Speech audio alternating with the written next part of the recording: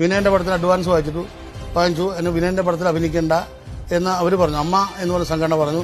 ഞാൻ പറഞ്ഞു അഡ്വാൻസ് വാങ്ങിച്ചു പോയി, തിരിച്ചു കൊടുക്കുന്നത് ശരിയല്ല. അല്ല, ഇവിടെ പലരും തിരിച്ചു കൊടുത്തിട്ടുണ്ടല്ലോ. അവരുടെ അച്ഛനല്ലോ എൻ്റെ അച്ഛൻ. എനിക്ക് വാക്ക് മാറ്റാൻ പറ്റില്ല. അതുകൊണ്ട് ഞാൻ അഭിനയിക്കും.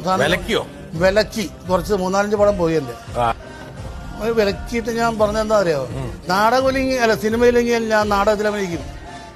അല്ല സിനിമയില്ലെങ്കിൽ ഞാൻ സീരിയലിൽ അഭിനയിക്കും. സീരിയലിൽ നിന്ന് വിലക്കി കഴിഞ്ഞാൽ ഞാൻ നാടകത്തിൽ അഭിനയിക്കും.